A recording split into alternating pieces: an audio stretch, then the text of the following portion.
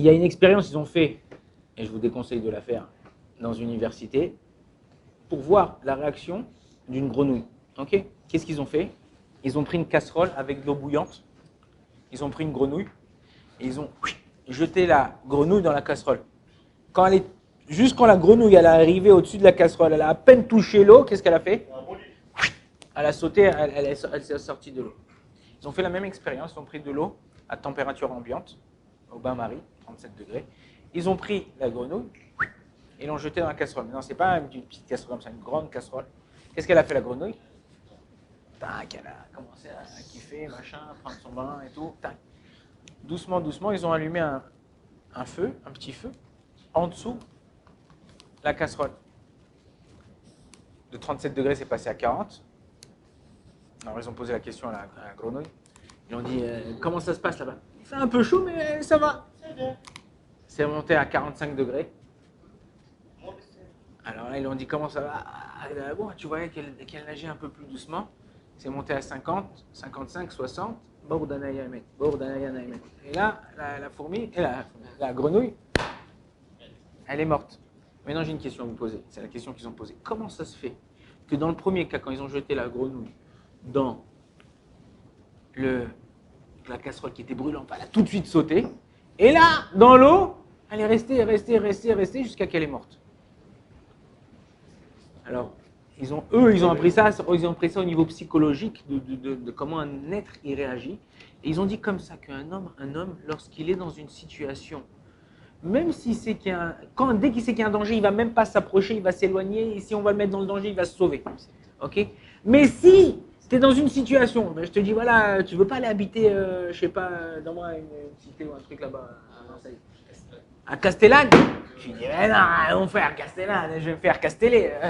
Ouais, qu'est-ce que tu dis? Donc qu'est-ce que tu fais?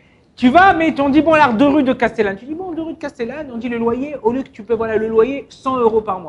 Je dis bon, d'accord, 100 € par mois. Alors au début, tu vas là voir un truc, tu commences à voir des trucs la nuit, des machins, des trucs, tu vas avoir peur, truc. Après, tu vas dire bon, un truc, mais attends, mais je paye que quand même 100 €. À partir du moment où la personne, elle s'habitue, elle reste dans son bain, elle reste dans le truc. Même si ça devient hyper dangereux, ouais, elle partira pas. Moi, hein, j'ai fait mon allié vers 18-19 ans. Quand j'habitais en France, j'habitais à la Courneuve au 4000. Oh là là, la cité là. J'habitais là-bas. Moi, depuis l'âge de 4 ans, j'habitais là-bas. Je voyais des choses qui étaient bizarres. Je comprenais parce que bon. Mais à la fin, ça devenait le Far West. Tu voyais les mecs en scooter avec des marteaux, des armes, ils jetaient sur la police, ils cassaient les trucs, machin. Nous, t'amènes un mec de Paris là-bas comme ça, il fait pipi dans la culotte. Ouais, il est là, il comprend pas ce qui se passe. Et bien, ça dépend ce que tu fais, ça dépend ce que tu vois. Maintenant, quand tu t'habitues à une situation, qu'est-ce qui se passe? Tu commences à flipper.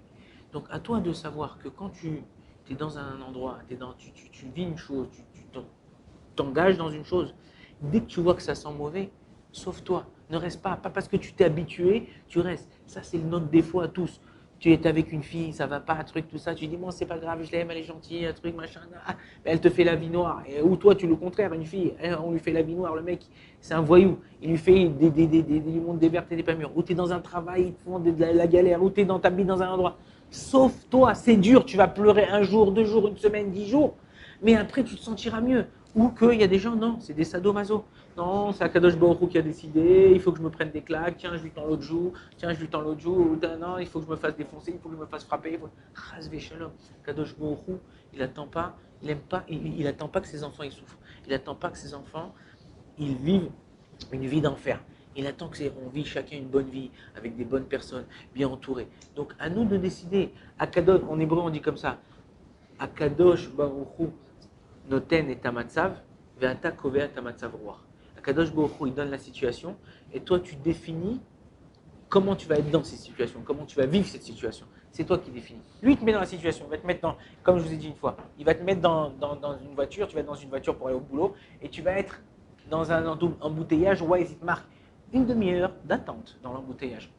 Tu peux t'énerver, taper la tête contre le pare-brise et tout ça, ou tu peux allumer un petit cours, tu peux appeler ta femme, tu peux appeler un copain, tu peux faire 1000 choses, et tu peux passer cette demi-heure en kiffant, et tu peux passer cette demi-heure en t'énervant.